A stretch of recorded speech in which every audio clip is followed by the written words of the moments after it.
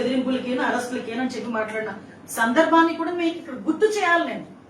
ఎందుకంటే అంబటి రాంబాబు అనే వ్యక్తి గౌరవ చంద్రబాబు నాయుడు గారి గురించి వాళ్ళు అధికారంలో ఉండేటప్పుడు మంత్రి పదవిలో ఉండి కూడా అసెంబ్లీ సాక్షిగా చాలా వల్గర్ గా ఇంట్లో ఆడవాళ్ళని సైతం తిట్టే రకంగా మాట్లాడితే ఆ రోజు ఇప్పుడు గౌరవ ముఖ్యమంత్రి మా చంద్రబాబు నాయుడు గారు కన్నీళ్లు పెట్టుకుని బయటకు వచ్చిన తర్వాత అదే శాపం వాళ్ళకి తగిలి ఈ రోజు 151 సీట్ల నుంచి 11 సీట్లకు దిగజారిపోయి ఇప్పటికీ కూడా అసెంబ్లీ లోపలికి అడుగు పెట్టడానికి మొహం చెల్లక ఇళ్లలో కూర్చొని బయటకు వచ్చి ఇలాంటి కొన్ని సందర్భాల్లో బయటకు వచ్చి చంద్రబాబు నాయుడు గారి గురించి తిరిగి అవే భూతు పురాణాలు ప్రయోగిస్తా ఉంటే చూస్తూ ఊరుకోవాలండి.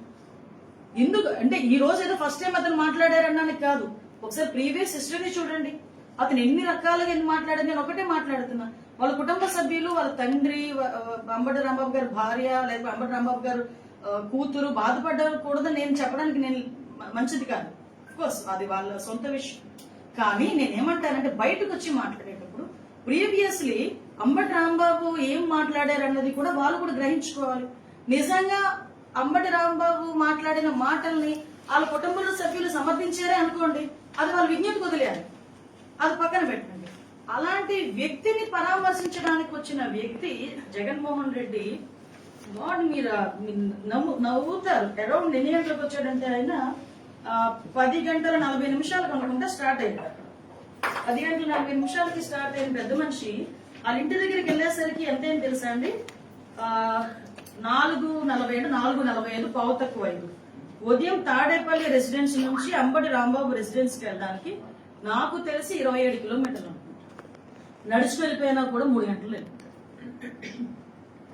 ఎవడో నడుచుకెళ్ళేది ఎవరు వెళ్ళేటప్పుడైనా 3 గంటలు వెళ్ళిపోతారు. అంటే ఒక రెసిడెన్స్ అంబటి రాంబాబు తాడేపల్లి అతని ఇంటి దగ్గర నుంచి 10 గంటల 40 నిమిషాలకి స్టార్ట్ అయిన వ్యక్తి అక్కడికి చేరుకునేసరికి పావు తక్కువ 5.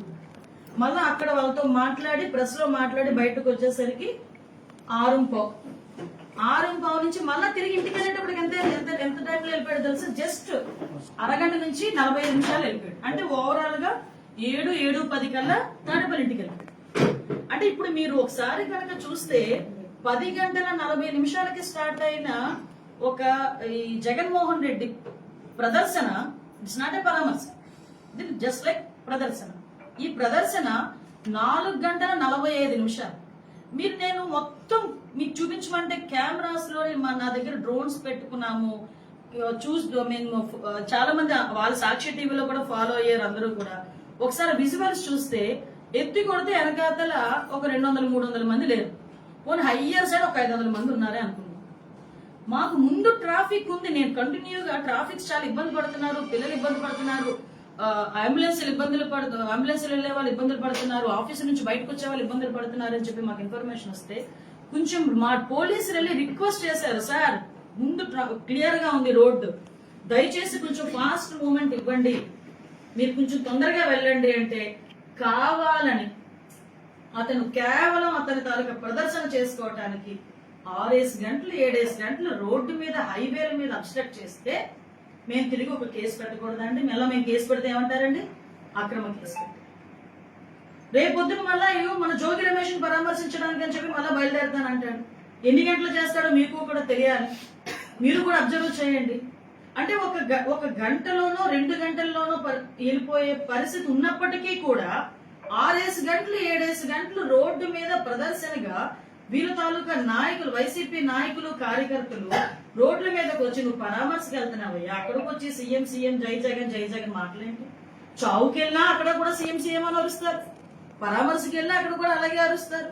వాట్ ఎవర్ ఇట్, అది మీ విజ్ఞతకు వదిలేయాలి. కానీ నువ్వు పరామర్శ అని పేరు చెప్పుకొని ఆ ఇంట్లో ఉండి వాళ్ళని పరామర్శించే టైం కన్నా రోడ్డు మీద దండాలు పెట్టుకుని వెళ్ళే టైం నువ్వు ఎంత తీసుకుంటానో ఒకసారి అర్థమవుతుందా? ప్రజలకు అర్థం అవ్వాలి. నేను అతను ఎప్పుడు కూడా మేము అతనికి చెప్పే పరిస్థితి కూడా లేదు, ఎందుకంటే అతను మూర్ఖుడు, వాళ్ళ నాయకులకు కూడా చెప్పే పరిస్థితి లేదు. లిటరల్లీ నేను ఎందుకు ఈ పదం ఈ రోజు ఉపయోగిస్తున్నానంటే చాలా ఇష్యూస్.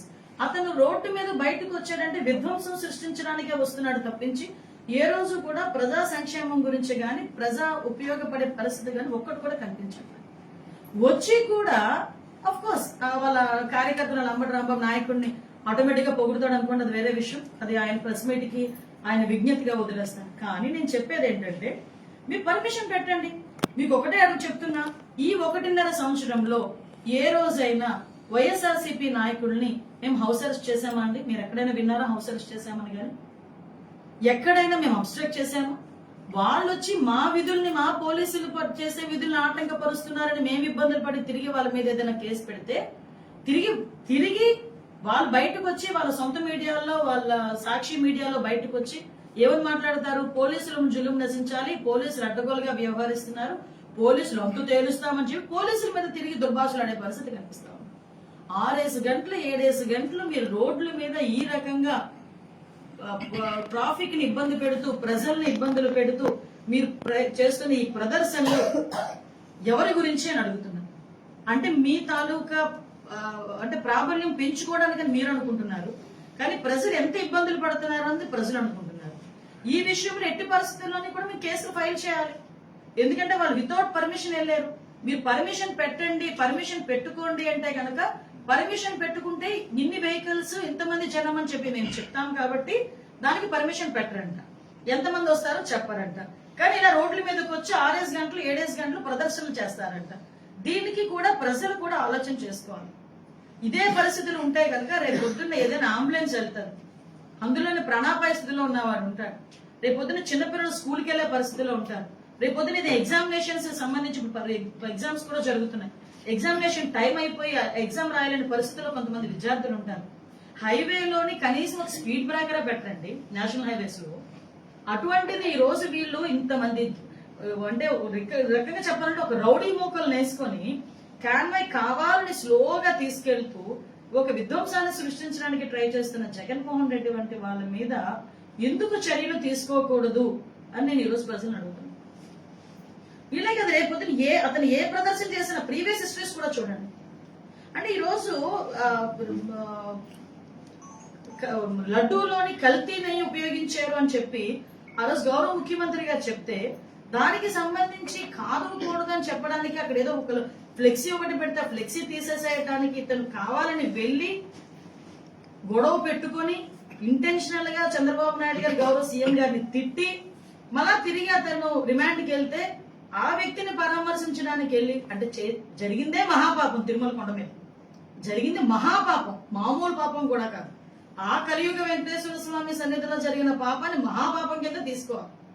ఆ మహాపాపం గురించి ఎవరో ఫ్లెక్సీ వేస్తే ఆ ఫ్లెక్సీ దించడానికి ఈ నెల్లి చంద్రబాబు నాయుడు గారిని గౌరవ సీఎం గారిని తిరిగితే దానికి పోలీసులు కేసు పెట్టి, అదేవిధంగా పోలీసులు కూడా అబ్స్ట్రక్ట్ చేశారని పోలీసులు కేసు పెట్టి రిమాండ్కి పంపిస్తే అతన్ని పరామర్శించడానికి వెళ్తున్నానని చెప్పి ఇంత విధ్వంసాన్ని సృష్టించడానికి ప్రయత్నం చేస్తుంటే నేను ఒకటే చెప్తున్నా, ప్రజలకు అప్పీల్ చేస్తున్నా, రాజకీయ నాయకులు రాజకీయాలు చేసుకుందాం, ప్రజలకు ఇబ్బందులు పడకుండా రాజకీయాలు చేద్దాం, ప్రజల్ని ఇబ్బందులు పెట్టకుండా రాజకీయాలు చేద్దాం.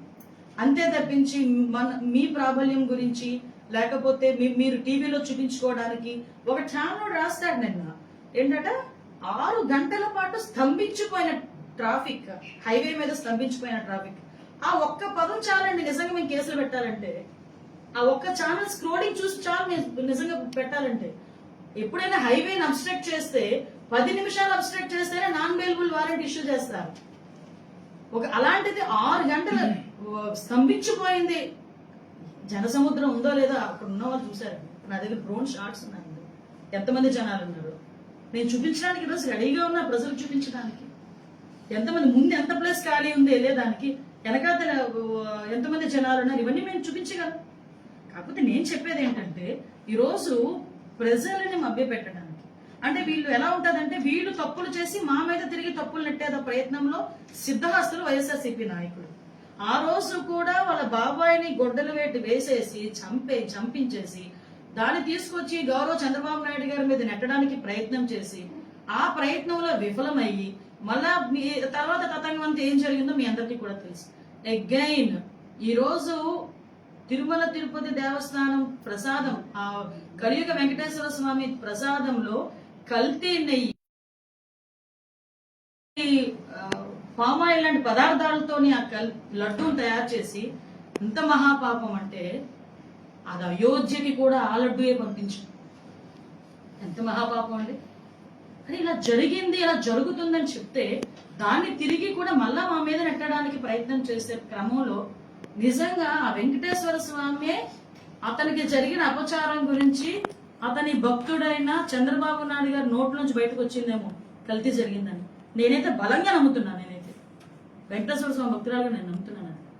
ఎందుకంటే 5 సంవత్సరాల పాటు ఆ కొండ మీద జరిగిన మహాపాపాన్ని గౌరవ సీఎం గారి నోట్లోంచి బయటకు వచ్చింది. ఎందుకు ముందు తెలుసు, ఆ రిపోర్ట్స్ వచ్చినాయి. ఆ రిపోర్ట్స్ ఎన్డీడీబీ రిపోర్ట్స్ చూసిన తర్వాతనే దీని మీద కల్తీ జరిగిందన్న సంగతి నిర్ధారణకు వచ్చి ఆ రోజు బయటకు వచ్చింది. ఆ తర్వాత జరిగిన సీక్వెన్సెస్ అనేది తెలుసు.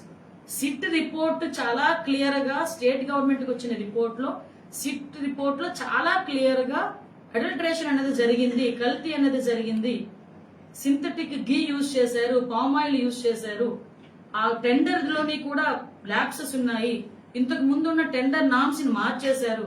ఏమిటి నెయ్యి ఎలా వస్తుందో మనకు తెలుసు కదా, పాలు ఉంటేనే కదా నెయ్యి వచ్చేది. అలాంటిది 4 లక్షల లీటర్ల పాలు బేసిక్ గా పెట్టారు అక్కడ.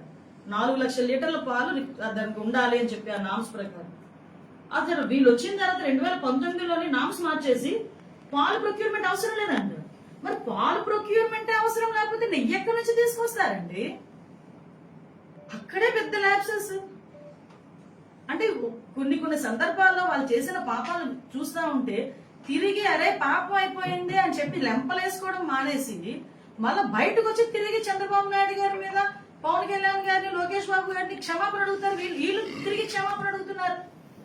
ఇదేం దౌర్భాగ్యం అర్థం కావట్లే. అన్ని ప్రజలకు తెలియాలి. మేమేదో రాజకీయ విమర్శలు చేసేసో రాజకీయాలుగా మీకులాగా బూతులు మాట్లాడేయాలో అలాంటి మేము అనుకోవట్లేదు. మా నాయకుడు ఒక నిబద్ధతతో మమ్మల్ని ముందుకు తీసుకెళ్తున్నారు.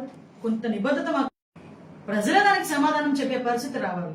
నేను మళ్ళీ కోరుకుంటున్నా, దీని మీద ఇలాగ ఎవరైతే రాజకీయ నాయకులు పరామర్శల పేరుతోనో ప్రదర్శనలు చేసి 6 గంటలు 7 గంటలు 9 గంటలు ట్రాఫిక్ ని ఇబ్బంది పెడుతూ ప్రజలను ఇబ్బందులు పెట్టే పరిస్థితి వస్తే వీళ్ళ మీద ఎలా చర్యలు తీసుకోవాలనేది కూడా న్యాయ నిపుణులను కూడా అడిగి తీసుకుంటాం.